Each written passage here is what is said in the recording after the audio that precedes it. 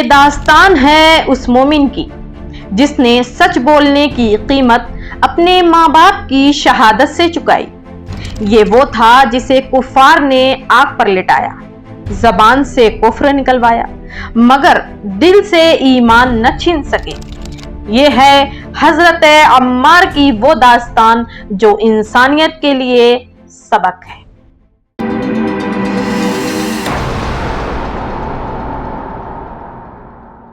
بسم اللہ الرحمن الرحیم۔ یہ کہانی ہے ایک ایسے مجاہد کی جس نے دین اسلام کے لیے اپنا سب کچھ قربان کر دیا۔ یہ ہے عمار بن یاسر، ایک مظلوم مگر سربلند صحابی جس کی وفا کی گواہی خود رسول خدا نے دی۔ عمار کے والد یاسر یمن کے باشندے تھے جو تلاش رزق میں مکہ آئے اور قبیلہ بنی مخزوم کے غلام بنے۔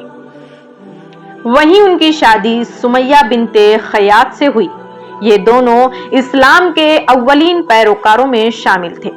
عمار غلامی کے ماحول میں پلے بڑھے مگر دل میں آزاد فکر، توحید کی جستجو اور عدل کی پیاس لے کر جب نبی مکرم محمد مصطفیٰ صلی اللہ علیہ وآلہ وسلم نے دعوت حق بلند کی تو عمار ان پہلے چند نفوس میں تھے جنہوں نے بلا جھجک کہا، اشہد ان لا الہ الا اللہ واشہد ان محمد رسول اللہ۔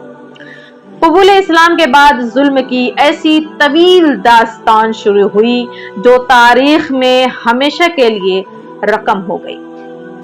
بنو مخزوم نے عمار اور ان کے ماں باپ کو تپتے سورج میں ریت پر لٹایا، کوڑے برسائے گئے، سانس لینا دوبھر کر دیا گیا مگر سمیہ نے نہ جھکنے کا فیصلہ کیا۔ وہ اسلام کی پہلی شہید قرار پائی۔ یاسر بھی اسی راستے پر شہید ہو گئے اور عمار ان پر تشدد اس حد تک بڑھا دیا گیا کہ وہ بظاہر کفر یا کلمات کہنے پر مجبور ہوئے لیکن دل میں ایمان اتنا مضبوط تھا کہ رسول اللہ نے فرمایا، اے عمار، اگر وہ پھر تمہیں مجبور کریں تو پھر کہہ دینا اللہ نے تمہیں معذور قرار دیا ہے۔ یہ وہ لمحہ تھا جب خود رب کائنات نے عمار کے ایمان کی تصدیق کی۔ عمار نہ صرف سچے مسلمان تھے بلکہ وہ اسلام کے مظلوم سپاہی بھی تھے جنہوں نے نہ صرف زبان سے بلکہ جسم کے زخموں سے بھی توحید کی گواہی دی۔ جب ظلم کی آندھیاں مکہ کی گلیوں میں چلنے لگی، جب حق پر چلنا جرم بن گیا، جب ایمان کا بدلہ کوڑے، زخم اور شہادتیں بن گیا، تب رسول اللہ نے فرمایا، مدینے کی طرف ہجرت کرو، وہاں تمہیں امن ملے گا۔ اور عمار جنہوں نے مکہ میں اذیتیں سہی تھیں، جنہوں نے اپنی ماں سمیہ کو شہید ہوتے دیکھا، جن کے جسم پر تشدد کے نشانات ابھی تازہ تھے، وہ بھی اس کارواں کا حصہ بنے جو اللہ کے دین کے لیے اپنا سب کچھ چھوڑ رہا تھا۔ اسلام کے ہر میدان میں عمار ہمیشہ حق کے ساتھ کھڑے نظر آتے ہیں اور حق ہمیشہ علی ابن ابی طالب کی شکل میں تھا۔ جب رسول خدا نے فرمایا عمار تمہیں ایک باغی گروہ قتل کرے گا تو یہ الفاظ صفین کی سرزمین پر حق و باطل کا فیصلہ بن گئے۔ صفین میں حضرت علی علیہ السلام مظلوم تھے مگر ان کے ساتھ وفادار وفا کے مینار تھے۔ ان میں سب سے بلند عمار بن یاسر تھے۔ وہ علی کی سپاہ کے فکری و روحانی رہنما تھے۔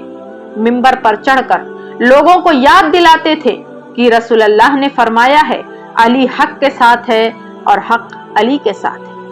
جب صفین کے میدان میں لڑائی شدید ہوئی تو عمار نے خود زرہ پہنی، تلوار تھامی اور دشمن پر للکار کر وار کیا۔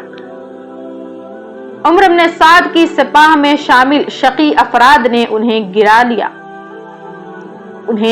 گھیر لیا اور وہ لمحہ آ پہنچا جس کی خبر رسول اللہ نے برسوں پہلے دی تھی۔ عمار زمین پر گرے اور شہید کر دیے گئے۔ جنگ رکی، क्योंकि लोग चूक गए। क्या हमने उसे कत्ल किया जिसके बारे में नबी ने कहा था कि वो हक पर है? सिफ़ीन के बाद बहुत से आंखें खुल गईं, मगर बहुत सी आंखों ने जानबूझकर खुद को बंद रखा। अम्मार बिन यासिर इस्लाम के वो सिपाही थे जो गुलामी से उठकर शहादत के मकाम तक पहुंचे। वो पहला शख्स था जिसने मां की शहादत देखी और आखिरी सांसों तक नबियों और अली के साथ वफा निभाई।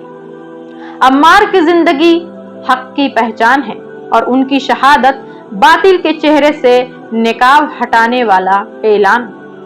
ये थे अम्मार बिन यासिर जिन्हें जन्नत ने बुलाया और जिन्हें तारीख ने हक के अलंबरदार के नाम से याद रखा।